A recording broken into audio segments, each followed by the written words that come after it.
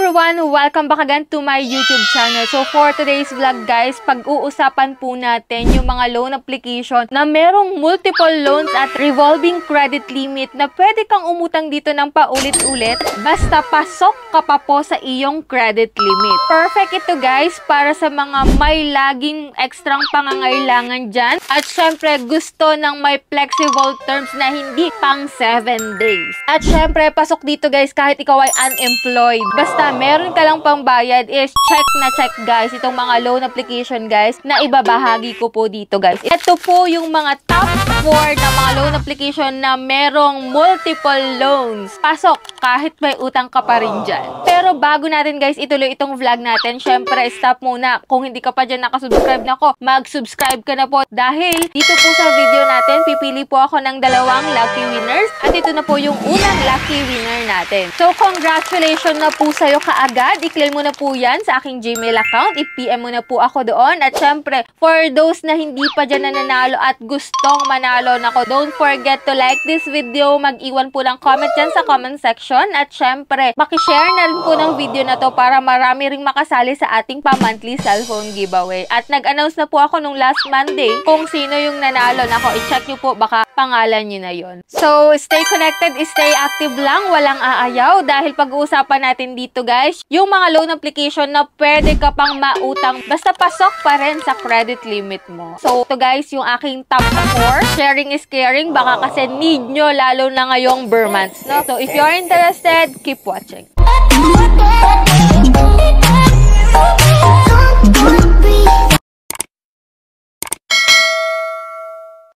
So, disclaimer no guys, ito po mga sasabihin ko dito na apat na mga loan application ay hindi ko kayo pinupush na umutang dito guys ha. At hindi ko rin to nire-recommend na dito kayo umutang. So, dito guys is kayo pa rin yung magdi-decide kung go kayo dito or hindi. So, wag na nating patagalin pa guys. Itong unang-una kong sasabihin sa inyo is familiar na rin kayo dito guys. At syempre, ito po ay downloadable sa Google Play Store. Ito po ay si FT Lending. Yes po. Dito guys, pwede ka dito magkaroon ng multiple loans at revolving credit limit. Pero syempre, kapag ikaw ay first timer, hindi agad-agad yan mag-e-exist. Mag-o-offer po muna yun ng small amount like yung sa akin, 1,400 nga po. Tapos, nabayaran ko siya ng 1,700 something. Ganun guys. Pero ito guys ay hindi 7 days. Ito po ay every 15 days po ang repayment period. At guaranteed rin guys na nag-i-increase talaga yung credit limit mo once na ikaw ay good payer at on time ka po magbayad sa kanila. Yun nga lang guys, syempre may mga reviews na dyan na medyo mataas daw po ang interest. Medyo tawag ng tawag din. At yun nga guys, no, hindi naman natin maiiwasan na merong bad side dyan at good side. So dito guys, sharing lang naman po ito. At kung ikaw ay isa sa nakapag-try na dito kay FT Lending, naku, pakishare po ng iyong experience. Magkano yung nautang mo? Kung okay ba para sa inyo si FT Lending, pakishare po dyan sa comment section, no? So dako na po tayo sa pangalawa na meron din pong multiple loans. Pwede ka pa rin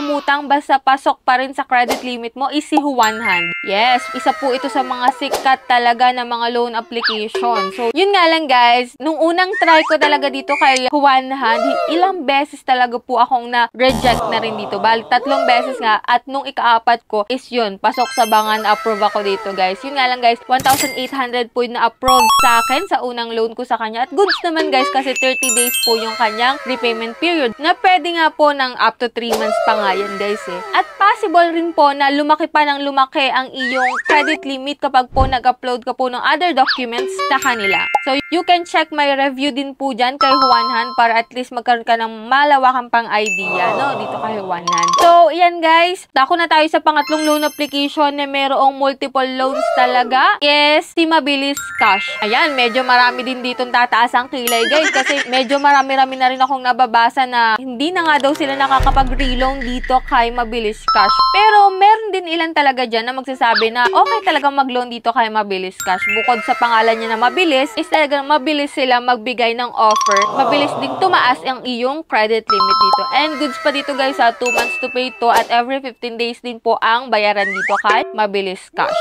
At nasa iyo din yung power kung kailan mo siya gustong bayaran. Basta mamili ka lang doon kung yan ba gusto mo may 4 terms, may 3 terms, nasa sa iyo guys ang decision, no? Dako na tayo guys sa pang-apat na loan application na meron talagang multiple loans at ito guys ay gamit na gamit ko as of now. Ito pong borrower services ng GCash which is si G-Credit. Yes, almost nasa 25,000 na po ang credit limit ko dito kay G-Credit na paulit-ulit kong nagagamit. Basta kaya pa ng aking credit limit, talagang pwede ko siyang magamit ng paulit-ulit. At ang payment terms pa dito guys is hindi siya 7 days kundi every month guys. At siya ay magre-remind lang, mag-i-email lang sa'yo, magte-text lang sa'yo na due ka na nga, pero hindi po sila tatawag, hindi ka haharasin para lang singilin ka, no? So ayan guys, syempre ingatan mo lang na huwag kang magpa-due date kasi medyo may penalty fee po sila na idinadagdag. Kung iisipin mo guys, halos may kanya-kanya silang advantages. Kung gusto mo na parang may credit card system, si G-Credit po yung the best dyan. Kung gusto mo naman yung short term na hulugan, si FT Lending naman po yung okay dyan. Pero kung gusto mo naman yung may mas mahabang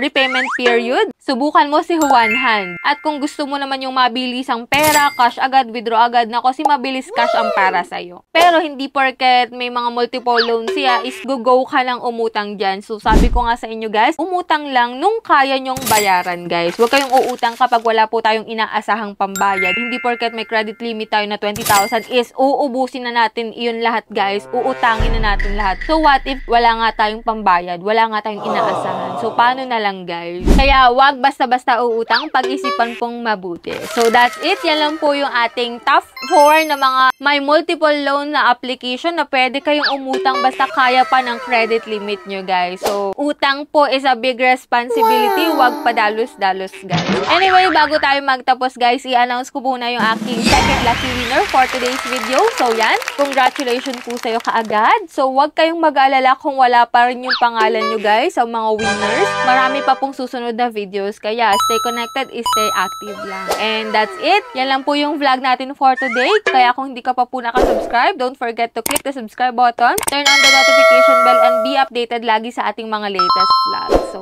that's it. Bye-bye na muna for now guys. See you on my next video.